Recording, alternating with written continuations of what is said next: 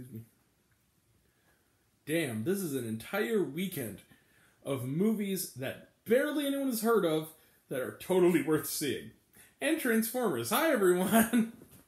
It's me, Grant, the movie and TV guy. Welcome to Raise on Popcorn with Grant, everybody. And tonight, we are talking about a movie. Movies and TV. That's what we do here. And that movie is a documentary, actually, this time. And that movie is, we cover the waterfront on this channel. That movie is Close to Vermeer. Close to Vermeer is directed by Suzanne Reyes. I hope I'm saying that name correctly.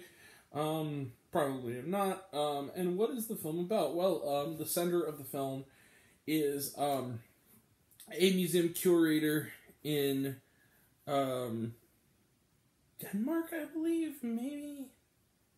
Amsterdam. Okay, so Denmark.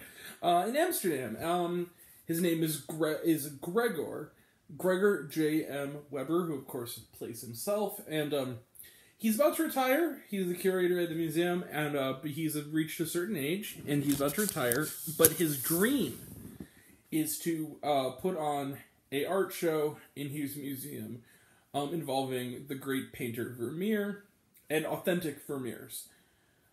They're hard to find and even harder to authenticate, but with help from around the globe, including among them a American artist and historian, Jonathan Jansen, they try to put this show on, and that's the movie, and it's 79 minutes long. It's 79 minutes of getting this together.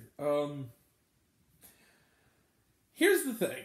I know that idea...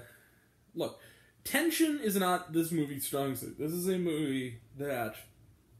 The closest thing we have to tension is, if or if not, a painting called The Girl with the Flute is an authentic Vermeer. That is the greatest conflict in this movie.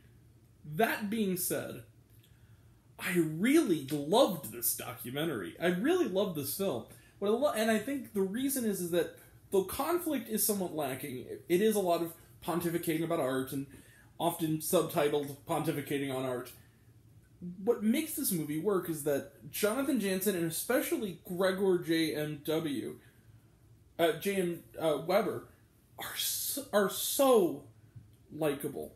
They are so easy to root for. Especially Gregor, because you really are seeing that this guy has reached a certain age, he's about to retire, he wants to put on this Vermeer show. You see him, and what Susanna Reyes does is it fixes the camera on his face when certain elements don't work out. And you see kind of his face and him in the moment, just it's sinking in. And it's kind of devastating. Like, you really feel for this guy. You really feel for him. You want him to, you really believe he's not just talking, it's not like that pretentious hot air talking out of your ass kind of art appreciation. This guy really cares about this. He really cares about Vermeer. He loves Vermeer and he loves Vermeer's art. And in a way, this movie is a tribute to artists and the people who admire them. This is a movie about portraying something as simple as putting on an art show as something that may not have the weight of the world on its shoulder, but has the weight of the world on the people doing it. I loved this movie. I thought this movie was really, really touching. It was really, really interesting. It moved at a brisk clip. And it had an interesting juxtaposition involving an American art collector who probably meant well, but came off a bit like a douchebag. Kind of the typical hoity-toity, art, yes. Even the way he spoke was a little bit odd, and kind of putting it against them, and there's a lot of humor in the film as well. I saw this at the Landmark Plaza Frontenac, which is in St. Louis. I had to go a little out of the way for it. It took longer getting there and back than it did watching the film. So that was something. But, here's the thing. It was a relatively packed theater, and everyone liked it, and a lot of them were people who know way more about art than I do. I love art. I know about art. I appreciate art, clearly. But I would not call myself an expert. But that being said, I still love this movie. Now, I will say this. If you are someone who the idea of paintings and the significance of paintings and pontificating paintings are either dull to you or don't even faze you, well, first off, why are you seeing this movie in the first place? But second off, yeah, this movie isn't for you. If you don't like a majority of the movie being people pontificating about art and its meaning, you're not going to like this movie, because it's a lot of people talking about art and its meaning and pontificating. But that being said, the people pontificating are people for the most part, I liked, and I rooted for them. Yeah, I love Close to Vermeer, and you know what? I'm going to give... there are little tiny minor things that keep me from plussing it. Just little things, like for instance, it is a little too short. The filmmaking is good, but I do think sometimes it does sort of lay back and just kind of let the conversations play out without a lot of dynamism for a lot of it. But that being said, it's not enough for me to go to the top of the mountain, but it's pretty close, you guys. I mean, not quite. I am not going to, go plus this up, but I am definitely going to give Close to Vermeer. Yeah, you see it. Bang. 5 out of 5 stars for Close to Vermeer. This is a really terrific film. This also has a 100% on Rotten Tomatoes. There's only 11 reviews, but still, it counts. Yeah, if this is in your area, it's playing in very select theaters. I'm honestly surprised we got it even far away. It actually began its run in LA, New York, 2 weeks ago. 2 weeks ago.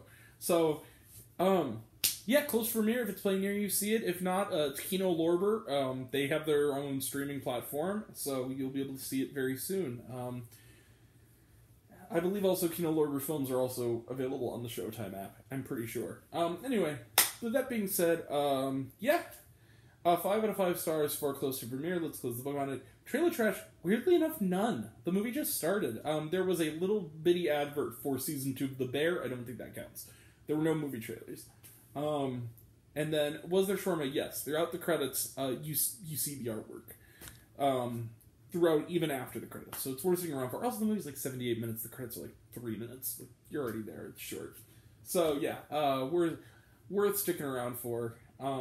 Everybody but one guy, who was actually one of the same people who was at my screening of Sanctuary, who walked out last week, walked out at the same theater, who walked out a half hour before it was over.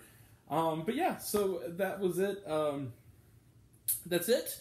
Yeah, we're sticking around for. Let's close the book on this. That is it. We will be back tomorrow for a review of Flamin' Hot. Also on the horizon next week, we have reviews of The Flash, Elemental, The Blackening, Stan Lee, Jagged Mind, what else? Mad Heidi, we have that coming out, the Fathom event. We also, down the line, are also have reviews coming up for No Hard Feelings and Asteroid City.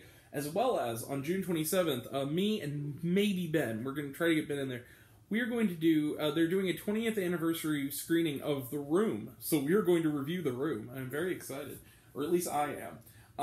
And then also, next week, we also have a very special treat. We are going to do a review if we are able. So, if you guys all remember, yesterday I reviewed the film The Country Club. And I'm happy to report that, Fiona Robert, the director, is now one of my followers on Instagram. Very, very much appreciated. Has been a big cheerleader in, the day since this happened.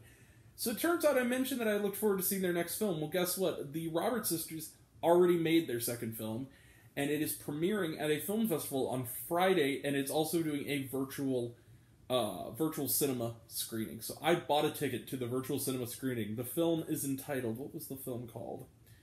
But we are going to have a review of another Robert Sisters production. I'm very excited to talk about this one because, like I mentioned, even with my flaws in it, I did really love that first film.